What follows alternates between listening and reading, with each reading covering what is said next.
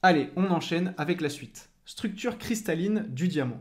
Des diamants sont souvent présents dans la kimberlite sous forme d'inclusion. Le diamant est un minéral transparent composé de cristaux de carbone pur. Cette pierre précieuse est connue pour être le minéral le plus dur qui soit. On cherche à savoir si dans le cas du diamant, le carbone cristallise sous une forme cubique à face centrée. Donné, on nous donne le rayon d'un atome de carbone et on nous donne la masse d'un atome de carbone. Donc faites attention, des fois dans certains sujets, on met les données à la fin de l'énoncé, donc il ne faut pas oublier d'aller les chercher. Donc question 3, étude d'un réseau cubique à face centrée, exactement ce qu'on a fait dans les vidéos de cours et d'exercices sur Nouvelle Classe. 3A, compléter le schéma de maille d'un réseau cubique à face centrée, donc CFC, présenté dans le document réponse en indiquant la position des atomes.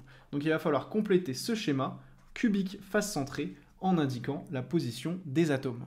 Donc dans toutes les mailles qu'on a étudiées en cours, on sait qu'il y a des atomes dans les sommets, sur les sommets de la maille. Donc je vais pouvoir déjà représenter 8 atomes, 1 sur chaque sommet.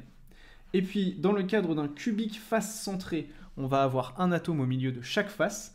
Donc on va en avoir un ici, un ici, un ici, un ici, et puis un sur la face avant et un sur la face arrière. On a donc un atome au centre de chaque face. Voilà, on a donc représenté la configuration du cubique face centré avec 8 atomes sur les sommets et 6 atomes au centre de chaque face.